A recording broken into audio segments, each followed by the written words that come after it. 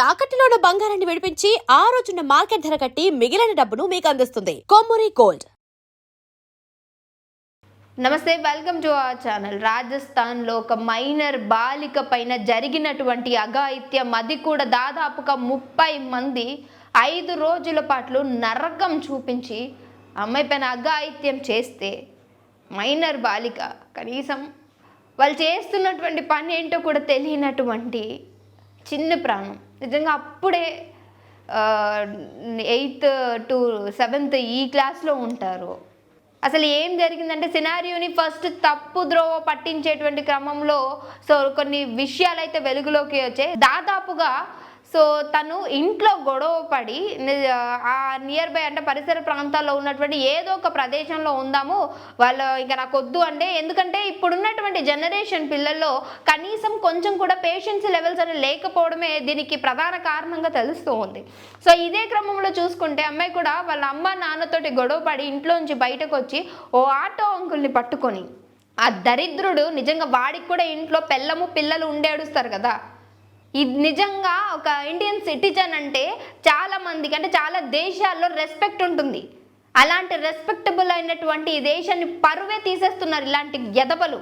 నిజంగా కుక్కలు అని చెప్పొచ్చు, కుక్కలతో కూడా ఇలాంటి వాళ్ళని పోల్చకూడదు. దేనికంటే వాటికి కూడా విశ్వాసం అనేది ఉంటుంది. దాన్ని ఒక 2 రోజులు పాలు పోస్తే లేదా 2 రోజులు బిస్కెట్ ఇచ్చావు అని అంటే నీ వెనకే తిరుగుతుంది. నిన్ను ఎవరైనా ఏదైనా హామ్ చేయడానికి వస్తుంటే పైకి లేచి ఇలా అరుస్తుంది. అది అలాంటిది ఒక మనిషికి మానవత్వం ఉన్నటువంటి వాల్యూస్ తెలిసినటువంటి, అది కూడా ఒక తండ్రి పొజిషన్లో ఉన్నట్టు ఇలాంటి ఎదవకి నిజంగా చిక్కినట్టుంది అమ్మాయి. గొడవపడి వచ్చి మరి ఏం చెప్పిందో తెలీదు ఆటో ఆయనతోటి.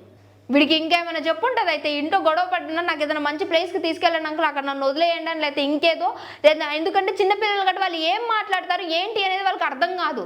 ఎవరితో ఏం మాట్లాడాలి, ఎవరికి ఏం చెప్పాలి అనేది తెలియనటువంటి ఒక మైండ్ స్టేట్లో ఉంటూ ఉంటారు వాళ్ళు, ఒక కన్ఫ్యూజింగ్ స్టేట్లో ఉంటూ ఉంటారు. ఇలాంటి క్రమంలోనే చేసినట్టు అమ్మాయి మరి ఏం చెప్పింది తెలీదు కానీ, వీడు తీసుకెళ్ళి హోటల్ వరకు తీసుకెళ్ళి, నువ్వు ఇక్కడ ఉండు, మీ అమ్మ నన్ను తర్వాత వస్తారు, లేదు అని అంటే నీ కోపం తీరినాక వెళ్ళిపోదు అమ్మ, ఇక్కడైతే నీకు ఫోన్ ఇస్తారు, మంచి వైఫై ఫెసిలిటీస్ ఉంటుంది, నిన్ను ఎవరు క్వశ్చన్ చెయ్యరు, నువ్వు నీకంటూ నీ రాజ్యాన్ని నువ్వే ఏలొచ్చు అనే విధంగా కొన్ని మాయ మాటలు చెప్తే, నిజమే కదా నన్ను ఎవరు ఏమనుకోరు అనేటువంటి సిచ్యువేషన్లో ఆల్రెడీ కన్ఫ్యూజింగ్ స్టేటస్లో ఉన్నటువంటి ఈ అమ్మాయి ఆయన మాటలు నమ్మి హోటల్లోకి వెళ్తే, ఆ హోటల్ వాళ్ళకి దారుణంగా చిన్న పిల్లని కూడా చూడకుండా అతి దారుణంగా అక్కడ అమ్మేస్తే, ఒకలా ఇద్దరు ఆల్మోస్ట్ దాదాపుగా 30 మంది అఘాయిత్యం చేస్తే అసలు ఏం జరుగుతుందో తెలియదు.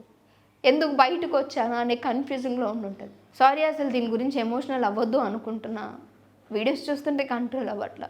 అమ్మాయి బెడ్ పైన ఏడుస్తున్నటువంటి సీన్ కళ్ళ ముందే కదులుతూ ఉంది.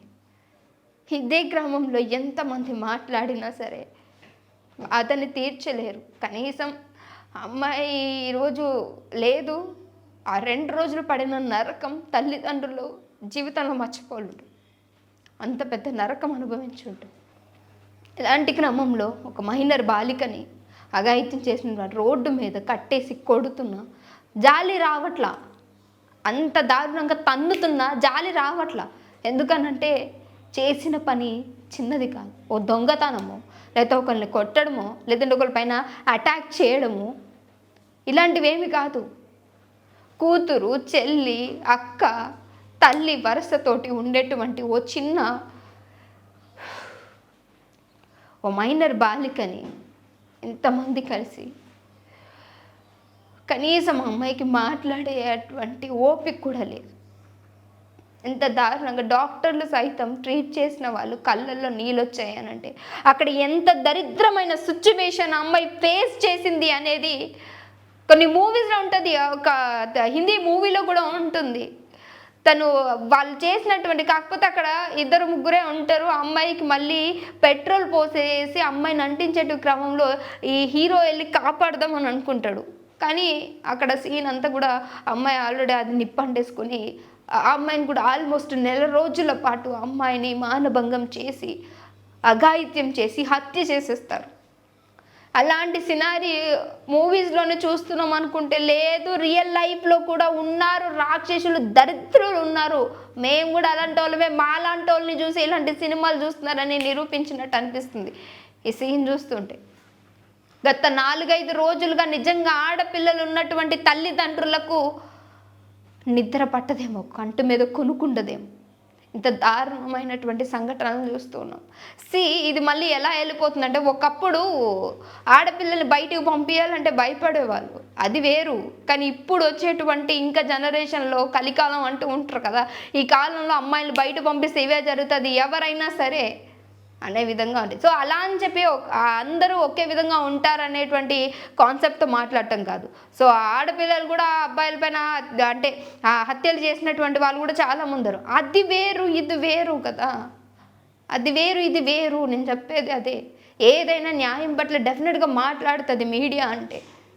ఇప్పుడు మోదీ సార్ ఎవరైతే ఈ పనికి కారణమయ్యారో ఆ 30 మందిని అట్టే స్పాట్గా శిక్షించాలి అనేటువంటి రూల్ డెఫినెట్గా ఉండాలి, వాళ్ళని శిక్షించాలి అని అంటున్నారు. సో దీనికి పోరాడాలి, ఖచ్చితంగా పోరాడాలి. ఒక్కలో ఇద్దరి చేత బాధితురాలు కాదు ఆ అమ్మాయి, దాదాపుగా 30 మందితో బాధితురాలు.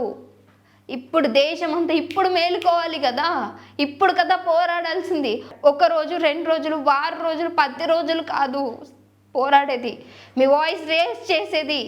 దీనికి న్యాయం జరిగేంత వరకు ఆ 30 మంది కనీసం ఈ లోకంలో ఇంకా లేరు అని తెలిసేంత వరకు పోరాడాలి కదా. వాళ్ళ కోసం చట్టాలు రావాలి, మానవ హక్కులు మాట్లాడాలి, ముందుకు రావాలి. ఇదంతా కాదు కదా మ్యాటరు.